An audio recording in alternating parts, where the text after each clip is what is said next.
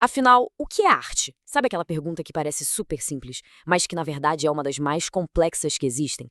Definir aquilo que mexe com a gente, que provoca, que transforma, é um desafio gigantesco. E olha, essa é uma questão que acompanha a humanidade há milênios, desde as primeiras pinturas nas cavernas até a arte digital de hoje.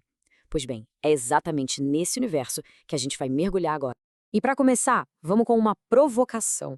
Pensa aí, um marceneiro que tem uma habilidade incrível para trabalhar com a madeira, que domina a técnica como ninguém, ele é um artista? A resposta para essa pergunta, acredite, não é nada óbvia e mudou radicalmente ao longo da história. E é ela que nos leva direto para a essência do que a gente entende por arte. É aqui que a nossa jornada começa a ficar interessante.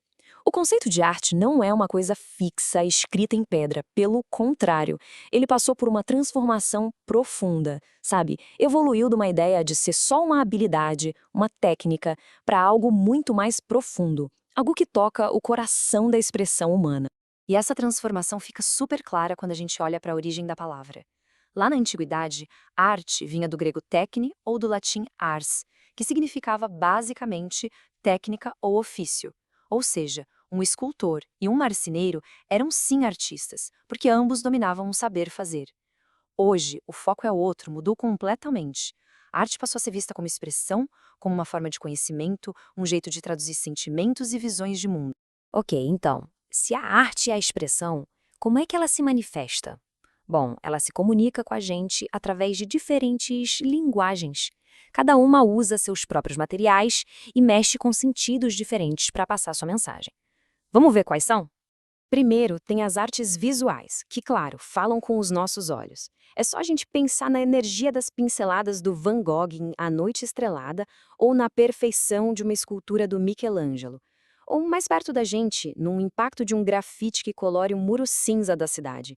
Elas usam formas, cores para fazer a gente sentir alguma coisa.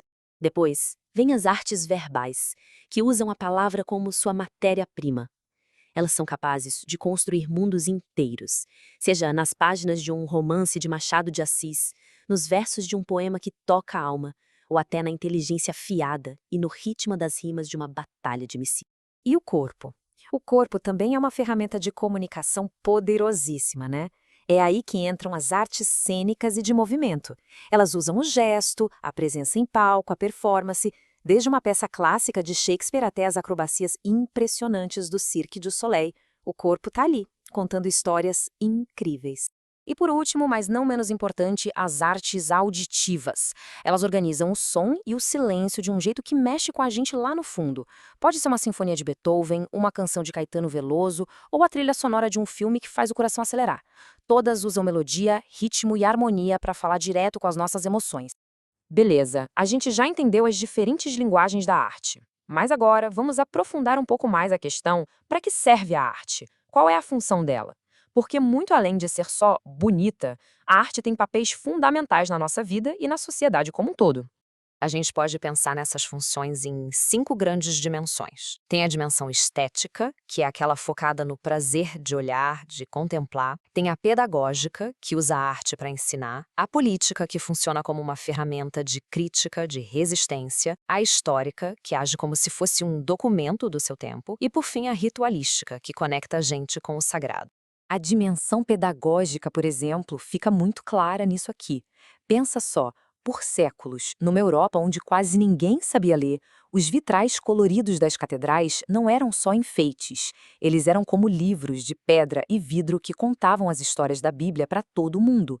A arte estava, literalmente, ensinando. E como crítica social, poucas obras têm o impacto de Guernica, do Picasso. Aquilo não é só uma pintura, é um manifesto. É um grito visual contra a brutalidade da guerra. Mostra como a arte pode ser, sim, uma arma política muito poderosa. Agora, vamos chegar ao ponto central da nossa conversa, a definição que amarra tudo que a gente viu até agora, a verdadeira essência do que é criar arte. E para a gente chegar lá, vamos pensar um pouco sobre esta pergunta. O artista é simplesmente uma câmera fotográfica? Alguém que só registra o mundo exatamente como ele é? A resposta é um grande e sonoro não. E esta frase aqui resume tudo de forma brilhante. Arte é a recriação fictícia da realidade pela subjetividade de um artista. Vamos entender direitinho o que isso quer dizer. A diferença é fundamental.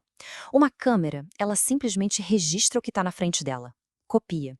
Já o artista interpreta, processa e, o mais importante de tudo, ele recria. A realidade passa por um filtro, o filtro das suas emoções, das suas memórias, das suas ideias, e o que sai do outro lado é uma visão de mundo completamente nova. Então, chegamos à nossa conclusão. Se a arte é essa recriação tão pessoal do mundo, por que, afinal, ela é tão importante, tão fundamental para a nossa experiência como seres humanos? No fundo, a arte serve para a gente como um espelho e como uma janela. Ela provoca o que chamamos de catarse, sabe? Aquela liberação de emoções complexas. Ela critica a sociedade, joga luz em cima de injustiças, e ela eterniza o momento, registrando para sempre como as pessoas pensavam e sentiam em uma determinada época. E tudo isso nos leva a uma reflexão final. Uma pergunta que não tem uma resposta só, mas milhões. Uma pergunta que cada um de nós carrega e responde de um jeito único, muito pessoal. No fim das contas, qual é a verdadeira importância da arte para a experiência humana?